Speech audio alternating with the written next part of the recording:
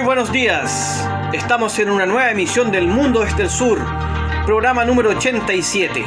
Soy Raimundo Greguar, desde Santiago, Chile, y como siempre, con la grandísima compañía Maximiliano Smarby, que nos acompaña desde Buenos Aires, Argentina. Hola Maximiliano, ¿cómo está todo por allá, en la capital de Argentina? Hola Raimundo, ¿cómo estás? Gracias a los oyentes por acompañarnos, bienvenidos a este programa 87. Todo muy bien por acá, disfrutando del feriado, hoy acá es feriado, pero que por allá también, ¿no? El 12 de octubre se pasó al día de hoy y tranquilo, con un clima templado muy agradable. ¿Qué tal todo por allá? Bueno, como ya lo dijiste, también feriado, el antiguo Día del Descubrimiento de América, que después se llamó el Día de la Raza, y ahora se llama Día del Encuentro de Dos Mundos. Al igual que allá, claro, era el miércoles, pero lo pasaron para hoy. Claro, acá lo llaman Día de la Diversidad Cultural. Ya, aquí Día del Encuentro de Dos Mundos. Va cambiando. El día de mañana quizás quiera hacer. No sé cómo se llamará mañana. No lo sabemos y tampoco nos interesa mucho, parece. Ja. No. Lo que sí es cierto es que pese al feriado hemos estado seleccionando, tamizando, pasando por el tamiz de nuestra exigencia y de nuestro ojo crítico, las noticias y los acontecimientos más importantes que están en los medios y los que no están también. Absolutamente, como toda la semana, y como lo dice Maximiliano, algunos de estos temas que están en los grandes medios y otros que no. Algunos que están en los medios occidentales y otros que no. Así que creo que siempre vamos a ofrecer esto. Y mira, voy a irme de lleno a las noticias, Maximiliano, ya que estamos hablando. ¿Cómo no? Resulta que la semana pasada se desarrolló una histórica visita del ministro de Relaciones Exteriores de Ucrania a África. Sí. ¿Sabes por qué es histórica? No. Porque es primera vez que un ministro de Relaciones Exteriores de Ucrania visita África. Ajá. Así que el señor Dmytro Kuleba, ministro de Relaciones Exteriores ucraniano, estuvo en Senegal, Costa Marfil y Ghana hasta que ocurrió, digamos, este último ataque de Rusia y por lo tanto debió volver a su país. Ajá. Bien, me imagino que debe estar intentando contrapesar el avance diplomático ruso en África, ¿no? Del que tanto hablamos. Bueno, el primer objetivo de esta gira era consolidar el apoyo político para Ucrania desde de los países del sur global contra la agresión rusa. Estoy citando palabras textuales del Ministerio de Relaciones Exteriores de Ucrania. Así que ahí respondo a tu pregunta. El segundo objetivo era reforzar el rol de Ucrania como garante de la seguridad alimentaria mundial. Claro, eso sí, muy importante. Recordemos la imposibilidad de Ucrania de continuar abasteciendo principalmente al mercado africano, ¿no? De los cereales que exporta por la guerra, y también Rusia a causa de las sanciones. Claro, así que bueno, esta gira no llegó a su término y quedará, digamos, en veremos, pero es un hecho histórico. Bien. Bueno, yo tengo una noticia de esta región. La campaña electoral en Brasil por la segunda vuelta, hay novedades. Lula recibió el apoyo de los candidatos Simone Tebet y Ciro Gómez, que sacó el 4% y el 3% solamente, los que salían en el tercer y cuarto lugar. Además, un apoyo velado del expresidente Michel Temer y también del expresidente Fernando Henrique Cardoso, un socialdemócrata que tiene bastantes seguidores, ¿no? Entonces, Lula el apoyo que necesitaba para el punto y medio que faltaba para llegar al 50%. Pero no es tan claro eso, porque hubo 32 millones de personas que podrían haber votado y no votaron. Digamos, si algunas de los millones de personas van a votar en esta segunda vuelta, la balanza se puede inclinar para otro lado y que nada se ve en esta elección. Maximiliano, ¿qué ocurre con otros candidatos? ¿Se han manifestado? No, igualmente son irrelevantes porque han sacado menos de 1%. Sí. Para mí lo más relevante son estos 32 millones de personas que no votaron, que quizás la fracción pueda llegar a ir a votar. Sí, estamos aquí con... sí, estábamos con un poquito de problema de señal, pero me parece que ya la estamos recuperando. Bueno, estaremos siguiendo lo de Brasil de todas maneras y ya veremos qué pasa en la presidencial, que es el 30 de octubre, ¿no? Sí, sí es. Yo voy a pasar a otro tema, ¿sí? ¿Aló? ¿Sí? Sí, ¿tenés alguna noticia? Sí, voy a pasar al tercer tema, voy a ir a Burkina Faso, donde... voy a ir a Burkina Faso y Chad, más bien, así que vamos a hablar sobre el Sahel. Resulta que el 6 de octubre, en Ibrahim Traoré, militar golpista que dio un golpe de Estado junto a otros militares hace unos 10 días atrás, fue declarado presidente de la transición. Así que ya se va afianzando el poder de esta nueva junta militar, que anunció que va a respetar la transición y que va a entregar el poder a los civiles y va a restablecer la institucionalidad democrática de aquí a abril o marzo de 2024. En paralelo, en Chad, el 10 de octubre, es decir, hoy, esta noticia está fresquita, viene recién saliendo del horno, Mahamat Idris Deby, que ya ha estado liderando a este país luego es un golpe de Estado suave, una apropiación del poder, una llegada al poder por herencia. Recordemos que Mahamat Idris Deby es el hijo de Idris Deby, antiguo dictador o presidente por algunos. ¿Ya? El asunto es que él hoy fue investido oficialmente como presidente de la transición, que durará 24 meses. Bien, entonces veremos qué sucede ahí con Chad, que bueno, ha tenido, que el padre fue asesinado el año pasado en una incursión militar al norte, por fuerzas algunas provenientes de Libia. Bueno, hay un lío bastante grande en esa zona. Sí, lo de Chad se ve mejor aspectado, así que lo estaremos siguiendo. Bien. Yo tengo una noticia de Colombia. Resulta que 700 personas están atrapadas en este momento en enfrentamientos entre la guerrilla ELN y las FARC disidentes en la frontera de Colombia y Venezuela. Estas guerrillas entran y salen de uno y otro país sin casi ningún control, y estas poblaciones se ven inmersas también en esta guerra de Colombia, que ya dura más de 6 décadas. El ELN, por otro lado, anunció que va a retomar las negociaciones con el gobierno de Gustavo Petro, con Maduro como veedor y como participante de los diálogos de paz en La Habana. Y bueno, y las FARC disidentes declararon el alto el fuego unilateral con el gobierno, pero hay un enfrentamiento entre estas dos guerrillas. Yo creo que principalmente es por el control del territorio y también por el control de las rutas narco, que es la principal fuente de abastecimiento financiero de estas guerrillas, ¿no? Así que hay 700 personas atrapadas en medio del fuego cruzado. Me imagino que estos enfrentamientos se dan en regiones específicas del país, no en todas partes. No, es solamente en la frontera entre Colombia y Venezuela, en un lugar específico. Sí, no es una guerra abierta, sino que es en una zona fronteriza bastante selvática. O sea, dentro de lo grave que es la situación, al menos está acotada, así que eso es, podríamos decir, medianamente bueno.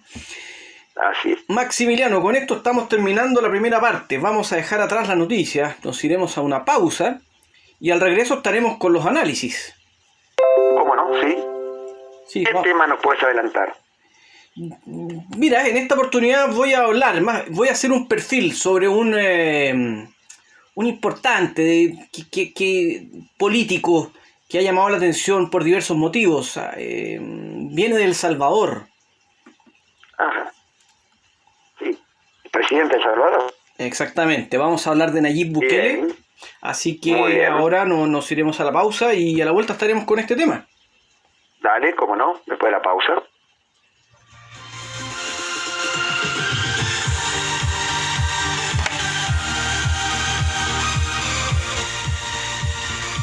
Seguimos en El Mundo desde el Sur, programa número 87. Y bueno, a ver, Raimundo, ¿qué nos tenés preparado con respecto a este personaje tan controvertido tan curioso, ¿no? Tan difícil de definir, me parece, ¿no? Que es Nayib Bukele. Sin dudas es el personaje del año, del momento, no sé, ya viene marcando la pauta. No estamos diciendo si es por algo bueno o malo, simplemente es la realidad. Y la gente, creo que en muchas partes del mundo se pregunta, bueno, pero ¿quién es Nayib Bukele? Y aquí en este programa encontrarán la respuesta a esa pregunta. Muy bien, me gustó esa presentación. Rápidamente vamos a dar algunos datos personales. Él es hijo de una madre y un padre palestino, ¿ya? Que llegaron a El Salvador ya hace mucho tiempo, obviamente.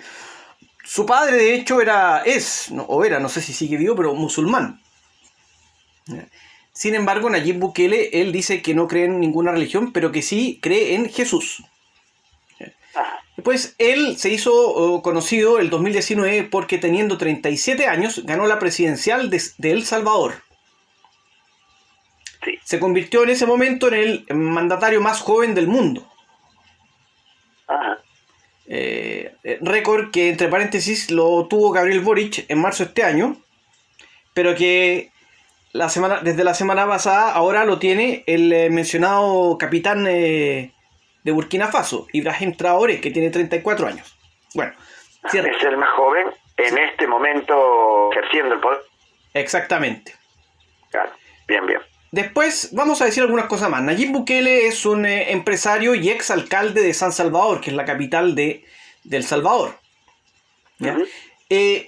Originalmente fue parte del Frente Farabundo Martí para la Liberación Nacional, un partido de izquierda.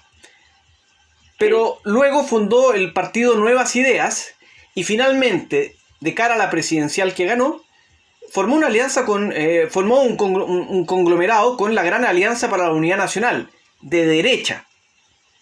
Ajá. O sea, de la izquierda al centro, no sé, y después a la derecha. Bueno, se ha hecho conocido por su permanente uso de Twitter y Facebook. Por ejemplo, él no hace conferencia a prensa. Claro. Comunica todo por Twitter y Facebook Live. ¿Ya? Tiene una conexión con los más jóvenes, con los millennials. Estudió Derecho, pero luego un año no continuó los estudios. Aparentemente está contra del aborto generalizado y del matrimonio homosexual. Y hace unas semanas se hizo conocido en las Naciones Unidas por el discurso que dio. Sí, verdad. Así que esto básicamente para presentarlo él, que además en junio de 2022, según una encuesta realizada por la consulta Mitofsky, fue uno de los mandatarios mejor evaluados del mundo. Ajá. ¿Qué opinas hasta ahora de este personaje? No, me preguntaba en qué aspecto uno de los mandatarios mejor valorados. Como presidente, cuando preguntan la aprobación, en eso está... Pero la popularidad. Claro. Bien. Mira, si te parece, veamos rápidamente un poco cuál es su pensamiento ideológico, si es que lo tiene. Dale, sí, porque se mueve entre distintos... Como decía yo, es muy difícil de definir, ¿no? Es un enigma para mí. Exactamente. Él, lo que podemos decir es que es un mandatario, un presidente personalista y carismático. Eso para mí no tiene duda. Te puede caer bien o mal, pero no un tipo que pasa desapercibido. Y no tiene una gran elaboración o construcción ideológica. Y por eso es que cuesta encasillarlo en un sector político, y por eso también es que pasó de un grupo de izquierda a finalmente hoy estar en una coalición de derecha. Claro. Cuesta definirlo ideológicamente, y entonces uno plantea la siguiente pregunta. ¿Se trata de un nuevo caso de un presidente del siglo XXI y aún más? ¿Cabe ya a estas alturas del siglo XXI, cabe ya empezar a hablar de presidentes del siglo XXI? ¿Te referís en cuanto al ideológico? Que son estos presidentes que uno no sabe muy bien de cuál es su ideología, que un día están con el sol, otro día con la luna, un día con Dios, otro día con el diablo, que se mueven entre la izquierda y la derecha, que desde cierta perspectiva parecen... qué sé yo, capitalistas, pero desde la otra más socialista, que no queda muy claro. Y que además en este caso, él se maneja muy bien con las redes sociales. Claro. Entonces, cuesta encasillarlo, ¿no? Claro, tiene una ideología conservadora, como decías, en cuanto a lo social, ¿no? El aborto, el matrimonio homosexual, y también con respecto al tema de las maras, ¿no? No sé si me estoy adelantando lo que vas a decir. Después vamos a hablar de las... Sí. Ah, bien. Sí, es verdad, cuesta mucho encasillarlo, sí. Cuesta, así que bueno, es un poco esto, pero para entender por qué surge esta figura, hay que entender dos cosas. Primero, que se produce en medio de un contexto ya histórico de corrupción eterna en el país. De hecho, 2 expresidentes terminaron en la cárcel y otro se fugó del país. O sea, había un declive, una putrefacción incluso en la clase política. Claro. Y por último, él se afirmó porque ha entregado muchas ayudas sociales, manejó bien la pandemia y lo principal, por su lucha contra la delincuencia y el narcotráfico, ejemplificado en su lucha contra las pandillas. Sí. Vamos a pasar para ya ir terminando, a lo más interesante, que son algunas de las medidas que él tomó y las polémicas. Yo sé que a la gente le gustan las polémicas, pero aquí las polémicas las vamos a presentar no desde el punto de vista banal, sino que para ir analizando y entendiendo un poco cómo es este personaje. Me parece muy bien el enfoque.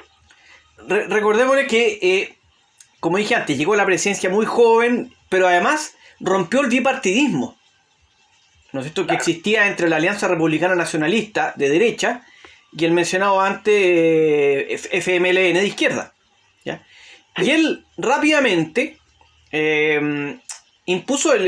presentó su digamos, la punta de la lanza suya, el plan de control territorial, que tiene que ver con los homicidios, ¿no es cierto, Maximiliano? Ajá, sí. La tasa de homicidios, las pandillas, el narcotráfico, toda esta inseguridad que vivía la población allá en El Salvador. Sí, es uno de los países, creo, más inseguros del mundo, ¿no? Junto con Guatemala, con Honduras, ¿no? Está entre ese triángulo de países con mucha violencia urbana, ¿no? Según datos entregados por el gobierno de El Salvador, es efectivo lo que tú dices, pero ellos informan que eso ya no es así. O sea, que eran efectivamente uno de los países más inseguros, pero que con las medidas que tomaron, eso cambió. A propósito de eso, según las cifras que entrega el gobierno de Nayib Bukele, en 2020 los homicidios bajaron en un 45%. ¿Ya? Si en 2019 se habían producido 2.398 homicidios, en 2021 la cifra había bajado a 1.140. Y además el año pasado llegó a una cifra récord de 18 muertes cada 100.000 personas, que es el número más bajo desde 1992, año en el cual finalizó la Guerra Civil de El Salvador. Claro. Ahora, ¿serán confiables esas cifras? Es un gobierno y es oficial y uno tendría que confiar, pero podemos dejar un espacio para las dudas por lo que vamos a mencionar a continuación. Ha sido muy celebrada su postura frente a la delincuencia y efectivamente ha combatido a las pandillas, ha disminuido la tasa de homicidio. El Salvador hoy sin dudas es un país mucho más tranquilo. Sin embargo, está al lado B, o lado desconocido, o lado oscuro, como se quiera llamar. Por ejemplo, hay 47.000 pandilleros o personas vinculadas a diversos delitos y tráfico en las cárceles. Algunos dicen que la cifra llegaría hasta 53.000. Y uno diría que eso está muy bien, pero se ha dicho que ha habido abusos, que se han violado derechos humanos incluso a los presos. Recuerdo que lo hemos analizado en este programa, que están presos mucha gente sin un proceso legal, democrático, y mucha gente está sin ser acusada formalmente, sin pruebas, ¿no? Claro, como que los toman, los meten en la comisaría o a la cárcel directo y listo, y después van haciendo los juicios. Entonces no es el debido proceso. Claro. También, de hecho, se le ha acusado de ser autoritario. Él dice que le da lo mismo lo que piensa la comunidad internacional, ¿ya? Dice que le da lo mismo lo demás porque él está haciendo un gran trabajo, según él, ¿ya? ¿Qué lo afirma él? Que en junio de este año tenía un 87% de aprobación según las encuestas. Y en todas en todos los sondeos que se han hecho, en ninguno ha bajado del 80% de aprobación. O sea, claramente la gente está con él, pero esto corresponde a los nuevos tiempos en que estos gobernantes que apuntan estratégicamente a la seguridad, por ejemplo, al cierre de fronteras o a las ayudas sociales, empiezan a tener un gran número, un gran apoyo, porque la gente finalmente, lo que más le interesa no es el aborto, no es el matrimonio homosexual, no es, qué sé yo, la ecología. Lo que le importa es tener un trabajo, o sea, vivir en paz, y que no lleguen extranjeros al país. Yo no estoy diciendo si esto ha sido bueno o malo, pero queda la sensación que esa es la tendencia del mundo. Claro. Sí, es verdad. Yo creo que sí. Las prioridades en este momento de gran parte de la población es esa, sí. Y priorizaron quizás la baja de tanta violencia, que bajen las cifras, no importa cuál es el método para combatirlo. Si Claro, se meten inocentes, se asesinan inocentes, bueno, es menor, claro, para algunos, ¿no? No importa que desde marzo estemos en estado de excepción, si eso significa vivir en paz y que nadie me mate, que es lo que está pasando en El Salvador. Pero nos plantea la pregunta de fondo, que es, ¿no hay una solución intermedia? Claro. Mira, para Muy terminar... polémico. Ah, ¿sí, Maximiliano? No, te decía, es muy polémico, claro. Claro, es polémico. Mira, y las polémicas, para terminar. En su minuto él anunció que iban a usar el Bitcoin como moneda oficial. Hasta el día de hoy sigue eso. Sí. Hace como un año ya, ¿no? Sí. En algún minuto destituyó el poder legislativo, en el cual su partido es mayoría. Este Congreso destituyó a magistrados constitucionalistas y al fiscal general. El 2020 Bukele ingresó al Congreso con policías y militares para aprobar el presupuesto de sus planes de seguridad y lucha contra las pandillas. ¿Ya? Lo acusan también de pasar a llevar la Constitución, porque anunció la otra vez que iría por la reelección, a pesar que la Constitución Política de El Salvador dice que deben pasar al menos 10 años entre el primer y segundo mandato. Ajá. Finalmente, usando Twitter, este tipo se ha puesto en su perfil dictador de El Salvador, CEO de El Salvador, o incluso puso una imagen suya de perfil de él como mujer. Claro. Sí, como diciendo, bueno, me burlo de las críticas, pero sigo con mi postura. Exactamente. Yo con esto lo dejo hasta aquí. No sé si tú tienes alguna observación final, para no alargarnos más, digamos, porque todavía queda otro análisis. Sí, no, me parece muy interesante como lo has resumido, lo has sintetizado. Es un personaje muy polémico, pero ha tenido críticas desde Estados Unidos también. Se ha peleado con el presidente de Venezuela, con Maduro. Es muy difícil encasillarlo, pero se ve que tiene algunas tendencias autoritarias, las que nombraste.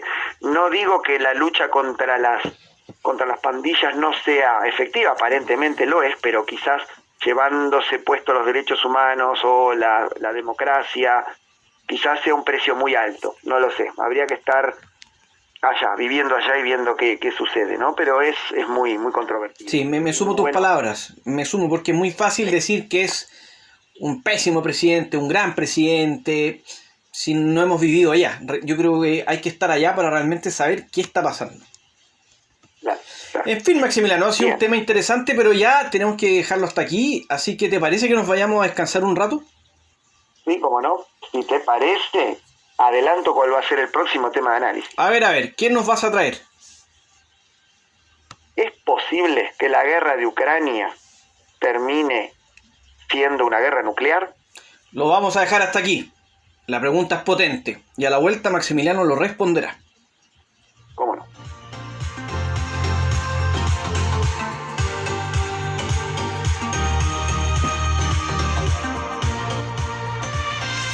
Estamos de regreso y yo me imagino que al igual que la gente que está escuchando el programa, quedé muy atento y solo quiero saber, Maximiliano, por favor, ¿qué tan real es la amenaza nuclear en este conflicto entre Rusia y Ucrania?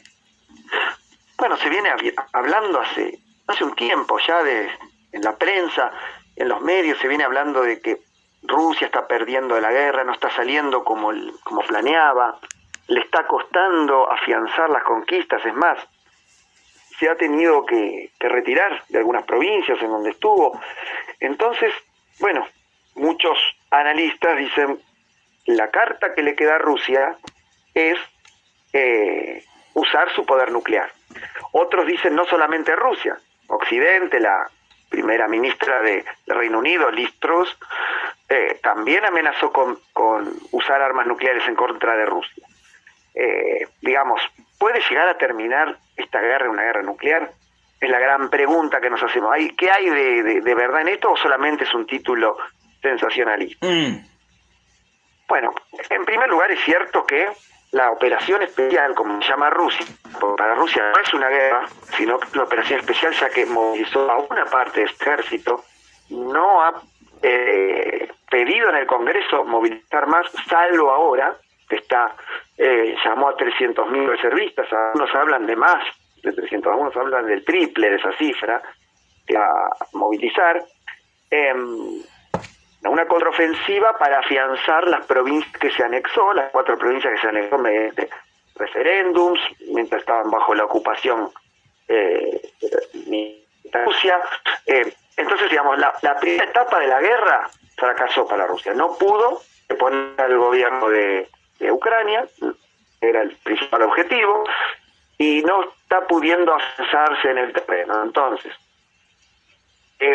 por varios motivos, una superioridad numérica de Ucrania, por la cantidad de armas letales que le está brindando la OTAN, y porque, por ejemplo, el presidente Zelensky, desde la visita de Boris Johnson se vio un cambio, era más dialoguista y ahora se niega a entrevistarse con Putin o a negociar con Putin la paz, hasta que no cambie el presidente en Rusia, llegó a decir. Pero también hay una gran dureza desde Ucrania. Por otro lado, vemos que Rusia no puede perder esta guerra porque si no la OTAN se expandiría aún más hacia el este, no se sabe qué puede pasar dentro de Rusia, puede implosionar el gobierno, hay sectores muy duros que le están pidiendo que use armas nucleares. Por eso, en esta nueva etapa que se abre en Rusia con el fracaso de esta operación especial, que yo lo situaría cuando Rusia pierde la provincia del norte que se llama Kharkov, y ahora el fin de semana perdió la ciudad de Limán, que está en una de las provincias anexadas, está en la provincia de Lugansk. O sea que, digamos, se ha roto parte del frente ruso que tenía asegurado. Entonces, se pusieron nerviosos en el Kremlin porque dijeron, bueno, acá hay que hacer un cambio de tack. Maximiliano, y aquí 2 cosas. Es evidente, creo que para cualquier persona que lea un poco, que el conflicto y la guerra ha ido escalando. El lenguaje diplomático también. Yo quería preguntar 2 cosas. Yo sé que es complicado a veces en estos países autoritarios saber las cifras exactas, pero me pregunto ¿qué tan popular es en estos momentos la guerra en Rusia? Y la segunda pregunta es ¿qué tanto influye lo ocurrido en el puente de Crimea y la represalia de Rusia días después? Claro, a eso me iba a referir. El fin de semana pasado hubo una explosión en un puente muy importante que conecta Crimea, ocupada por Rusia en 2014, con la Rusia continental. Un puente que inauguró Putin en 2018, personalmente. Bueno, la inteligencia ucraniana logró hacer explotar, pero no el puente no está inutilizado. Hubo una gran explosión, pero se puede seguir usando el puente. Lo que sí hubo es una gran falla de seguridad. Y para Rusia eso es una línea roja, es una provocación. Perdona, yo leí por ahí que algunos especialistas decían que para Putin es una humillación. O sea, que esto hirió su orgullo. ¿Es tan así? Yo creo que sí, igual yo no soy partidario en esta época de las guerras personalizarlas tanto. Si estuviésemos hablando de una guerra en la Edad Media, quizás sí, pero yo no creo que haya personas que tengan tanto poder de decisión, ni siquiera Putin, que parece todopoderoso. Me voy a la Edad Media, castigado, por decir algo así, hereje. Yo lo que creo es que Putin lo que tiene es una gran disciplina interna. Por un lado, vos me preguntaste cuál es la popularidad de la guerra. Bueno, al principio yo creo que fue alta la popularidad de la guerra. Y en este momento, cuando llamó a los reservistas, pareciera desde afuera que la popularidad bajó mucho porque está llamando más gente y ve que no la pudo ganar tan fácil. Por los distintos factores que enumeré antes, pero no salió tan redondo la primera parte. Entonces, creo que la popularidad bajó. Por otro lado, tiene una gran presión, por ejemplo, Kadyrov, que es el líder de Chechenia, de la Chechenia rusa, ¿no? Nombrado por Putin, que heredó el cargo de su padre también, fue asesinado el padre por los disidentes chechenos en 2006, si no me equivoco. Kadyrov le pide abiertamente que use armas nucleares. Entonces, acá va lo de la pregunta del comienzo. ¿Es posible una guerra nuclear? Bueno, en caso de que Rusia use armas nucleares, hay que aclarar que son armas nucleares tácticas. ¿Qué son? No son como las de Hiroshima y Nagasaki, no van a ser lanzadas contra población civil, sino que se pueden usar en el frente de guerra como microbombas atómicas que causan un gran daño. Por supuesto, una vez que se cruza esta frontera no se sabe en qué puede desembocar, porque la contraofensiva puede ser también letal, sí, y no por parte de Ucrania, precisamente. Sí, ¿Qué ibas a decir? No, perdona, es que sobre esto mismo, y por favor, quizás seguramente tú tienes la información. Leí que no sé si fue la OTAN, la Unión Europea, Estados Unidos, que dijo que si atacaban con armas nucleares a Ucrania, ellos iban a responder aniquilando toda la flota rusa en el Mar Negro. Me parece que era eso. Sí, escuché lo mismo. No sé si eso se puede materializar o no, pero bueno, es una amenaza creíble. Sí, ¿no? Ya que la OTAN está apoyando bastante a Ucrania en este momento. Entonces, con armas, digo, y financieramente. Entonces, para finalizar, para redondear, quiero señalar dos cosas. Para decir que Rusia perdió la guerra, primero tienen que... falta primero que lleguen los reservistas a Ucrania. Luego, ¿qué va a suceder en el invierno en Europa? El ministro de Economía alemán criticó a Estados Unidos por cobrar el gas carísimo, a pesar de que Azerbaiyán duplicó su suministro hacia Europa, el Reino Unido también. Por otro lado, la OPEP, la Organización de Países Exportadores de Petróleo, comandada por Arabia Saudita, Rusia, Emiratos Árabes, estuvieron de acuerdo en reducir la cantidad de petróleo. No sé si lo van a cumplir, a 2 millones de barriles diarios en toda la red. Es muy poco. Entonces, el petróleo y el gas va a ser un más escaso y más caro. Todo esto para mantener el precio. Para Estados Unidos esto es una gran traición por parte de Arabia Saudita y Emiratos Árabes. Claro. Entonces, hay que ver qué sucede con la energía en Europa. Hay que ver qué sucede con los reservistas rusos, 300.000 o más en el terreno. Luego, si todo esto fracasa, quizás ahí sí lance una bomba nuclear táctica. Pero para mí, para eso falta mucho. Es un escenario bastante lejano, desde mi punto de vista, por ahora improbable, pero no se puede descartar nada. Y espero que así sea, ¿no? Porque la contraofensiva de la OTAN puede llegar a ser proporcional o peor. Claro, yo creo que ese es o sea, aquí ya ha quedado mostrado que esta no es una pelea retórica. Acá llevamos meses de una guerra y se ve que las partes están involucradas. Yo leía hoy que Alemania, después de lo que ocurrió del puente Crimea, Rusia respondió, me parece que Rusia respondió ayer mismo, digamos, con un ataque. Bueno, Alemania anunció hoy que reforzará las defensas antiaéreas de Ucrania. O sea, un día después ya está reforzando las defensas antiaéreas. O sea, están realmente implicados. Y por último quería mencionar algo como medio anecdótico, pero en paralelo a esta guerra, Georgia, Azerbaiyán, Ucrania y Moldavia acordaron firmar una zona de libre comercio. Uh-huh. Es un bloque que ya existía, el GUAM. Pero lo quieren crear realmente como tal y fortalecer. Claro. Bueno, habría que ver qué sucede, porque Azerbaiyán ha recibido armas de Rusia, lo protege Turquía. Georgia ha sido ocupada por Rusia en 2008, sin embargo tiene un gobierno que no es tan antirruso. Y el otro era Moldavia, ¿me dijiste? Sí. Bueno, no sé en qué anda Moldavia. Me llama la atención porque según algunos especialistas y algunos académicos, Georgia podría ser en un futuro un país que pudiese sufrir eventualmente el destino de Ucrania. Quizás eso explique este acercamiento, digo yo. Puede ser, igual esto ya sucedió en 2008 cuando Georgia pidió formar parte de la OTAN. Entonces, ¿qué hizo Rusia? Invadió por el norte 2 regiones, ¿no? Osetia del Sur y Abjasia, y bueno, las incorporó, y la OTAN no apoyó a Georgia como está apoyando a Ucrania. No creo que eso siga escalando, excepto que Rusia pierda en Ucrania. Ahí ya el escenario en las 6 repúblicas soviéticas es incierto y muy peligroso. Por eso, como decía, no creo que ahora haya una guerra nuclear, pero Putin no va a intentar no salir derrotado por todos los medios, porque sabe que si pierde la guerra es su fin. Así que bueno, estaremos siguiendo este conflicto, obviamente. Ojalá que no se llegue a ese extremo, y lamentablemente lo que sí va a terminar ahora, Maximiliano, es el programa de hoy.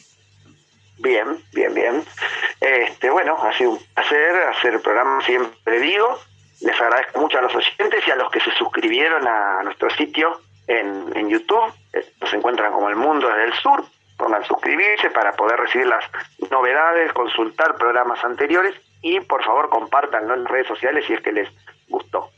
Así es, yo me sumo a tus palabras, les agradezco a todos y les deseo a ti, Maximiliano, pero también a todos los oyentes, una excelente semana. Será hasta el próximo jueves.